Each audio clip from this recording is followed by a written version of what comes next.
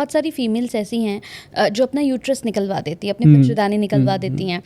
कई ऐसी हैं जो कहती हैं कि बस अब एक बेटा हो गया या 2 बच्चे हो गए, अब हम अपनी बच्चेदानी निकलवा लेते हैं। लेकिन उसके बाद भी मैंने देखा है कि महिलाओं के अंदर बड़े चेंजेस आते हैं।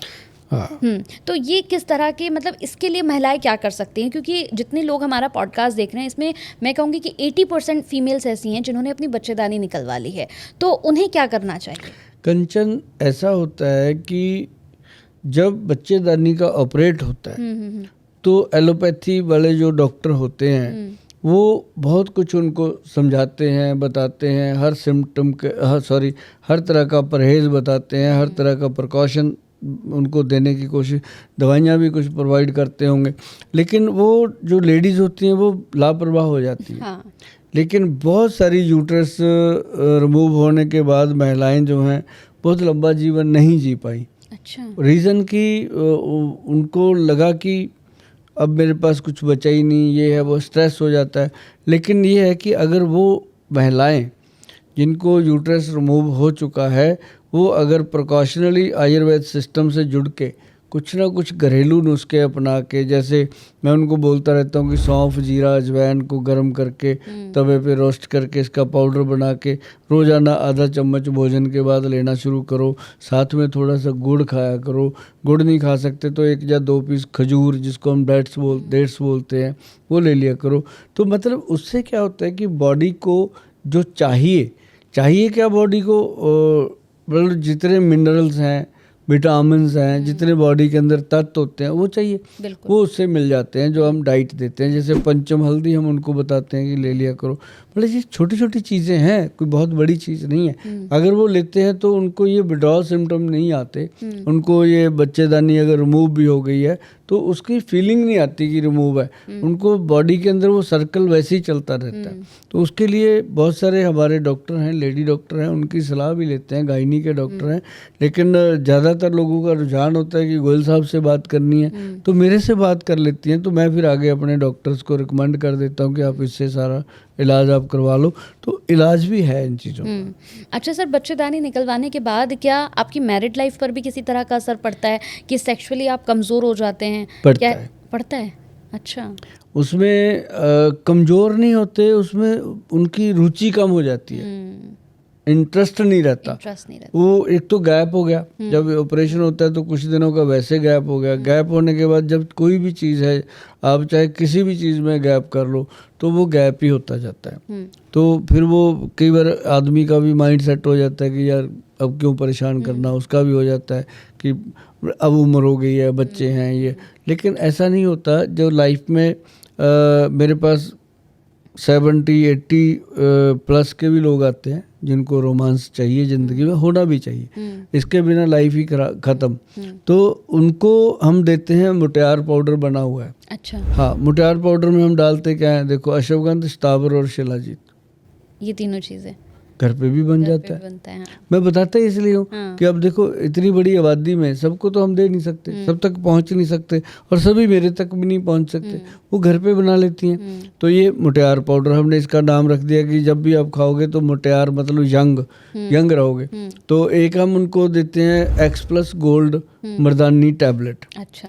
वो उनको हमारे से लेनी पड़ती है या हमारी वेबसाइट पे लेनी पड़ती है जाके। तो उसके साथ कुछ वुमेन मल्टी टैबलेट हैं, जैसे मल्टीविटामिन वुमेन्स के लिए आते हैं, अलग से आते हैं वो। और जैसे अपने वो क्या नाम लेते हैं, 11 बिन कैप्सूल आता है, उसमें 11 प्रकार की चीज़ें हैं जी। अच्छा। 11 बिन 11 प्रकार की चीज़ें हैं और महिलाओं की 11 से ज़्यादा बीमारियों में काम करते हैं, 11 से ज़्यादा। तो मतलब कहने का कि वो 11 जड़ी बूटियाँ जो उसमें डलती हैं, उनमें मेन प्रधान है जो वो है बीट ग्रास है, मोरिंगा है, चलाई का साग है, बाथू है, इस तरह के एक्सट्रैक्ट हैं उसके अंदर। अच्छा। जो महिला के शरीर के लिए बहुत इंपॉर्टेंट होते हैं। अगर उनको मतलब कि ये पहले ही दे दिए जाएं तो मेरे ख्याल नहीं कि उनको 70-80 साल की उम्र तक कभी कोई प्रॉब्लम आए। ये एक बहुत बड़ी चीज़ होती है। तो मेरे पास जब आती हैं मैं समझा देता हूँ, सारा कुछ करती हैं वो, और अच्छे से जीवन को जीती हैं। फिर वो आके मुझे बोलती भी हैं, मैं कहता हूँ हाँ बहन अब कैसा है, अब तेरा जीजा खुश रहता है? कहती मैं चल ठीक है ना जीजू खुश रहना चाहिए। तो मतलब ये मेरे रिश्ते बनाए हुए हैं लोगों से, ये रिलेशन बनाना जीवन में। देखो कंचन, कोई भी आया रहेगा तो कोई नहीं, एग्जैक्टली, रहेंगे आपके प्यार मोहब्बत से बोल और रिश्ते बिल्कुल सर, जो बना लिया आपने। किसी के साथ 2 मिनट लगते हैं रिश्ता खराब करने को, बिल्कुल बनाने को सदियां बीत जाती हैं। बिल्कुल, तो ये रिश्ते मैंने कमाए भी हैं, बनाए भी हैं। किसी को बहन कहना, फिर उसके हस्बैंड को जीजा जी कहना, तो ये कोई मजाक थोड़ी होता है। बिल्कुल, फिर वो भी प्राउड फील करते हैं कि यार गोयल साहब हमें इतना इज्जत देते हैं, तो वो भी बराबर की इज्जत देते हैं लोग।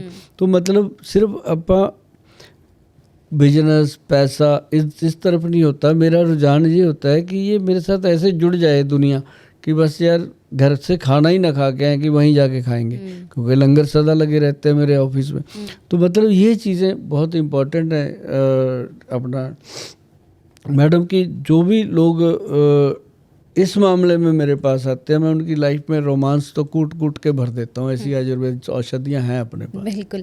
अच्छा सर, एक और चीज़ है जिससे मैंने अमूमन महिलाओं को बड़ा घबराते हुए देखा है कि आजकल जैसे ही उसका नाम आ जाता है तो बड़ी टेंशन में हो जाती है कि लो मुझे पीसीओडी हो गया है। तो मैं ये जानना चाहूँगी कि जैसे ये पीसीओडी लोगों को हो रहा है, खासतौर से महिलाओं को बहुत ज़्यादा हो रहा है, तो क्या आयुर्वेद में इसका कोई ऐसा इलाज है जो आपकी लाइफ स्टाइल को भी मतलब ठीक कर दे? इसमें ना लड़कियों को ज़्यादा इसलिए हो रहा है कि इन्होंने अपने खान पान को ख़राब कर लिया। हाँ, एग्जैक्टली। ना तो इनके पास टाइम है खाने का, ना इनके पास टाइम है सोने का, पर रोने का टाइम है। तो मतलब ये है कि खाना नहीं ठीक टाइम पे खाना, और रात को मोबाइल पे उलझ गए, या पढ़ाई आजकल मोबाइल पे हो रही है, सारी प्रॉब्लम है।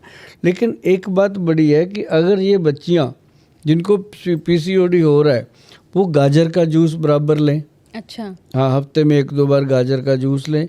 1-2 बार वो गाजर के बीज ले लें, मार्केट से मिल जाते हैं, गाजर के बीज आते हैं। तो उसको बॉईल करके जैसे 1 चम्मच डाल दें 1 गिलास पानी में, उसको उबालें, जब आधा रह जाए पी लें।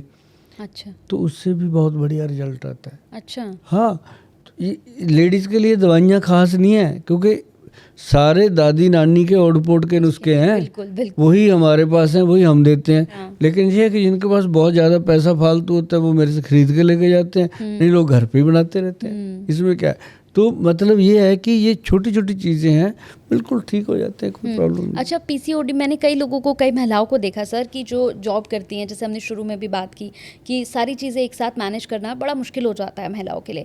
ऐसे में मैंने देखा है कि महिलाओं के चेहरे पर बड़ा फ़र्क पड़ता है, स्किन डेड हो जाती है और चेहरे पे बहुत जल्दी झुर्रियाँ पड़ने लगती हैं। मतलब 21-21 साल की, 22-22 साल की बच्चियों को भी मैंने देखा है जिनके चेहरे पर फ़र्क पड़ना शुरू हो जाता है। तो आयुर्वेद में कुछ ऐसा है या ऐसा कोई नुस्खा बताइए कि जो हम घर में कर सके, अपने चेहरे को चमका सके? बादाम का जो तेल होता है उसका 1 चम्मच डेली खाना चाहिए। अच्छा, दूध में मिला के, है ना। बादाम खाएंगे 2 खा लेंगे, 4 खा लेंगे, 10 खा लेंगे, हाँ, पर वो बादाम का तेल कितने बादामों से निकला होगा, उतना ही खा गए, हाँ, है ना। तो 1 चम्मच तो वो चाहिए। साथ में उसके अंदर हल्दी, जो पंचम हल्दी आती है, दारू हल्दी, अम्बा हल्दी, काली हल्दी, पीली हल्दी और साथ में जंगली हल्दी का मिश्रण है। तो पंचम हल्दी उसमें दी जा सकती है। 2-3 पिंच पंचम हल्दी के डाल के दूध में, और साथ में वो बादाम का तेल डाल के उसको दूध को अच्छे से पका के पिए। और एक तो ये उनके लिए बहुत फ़ायदेमंद है।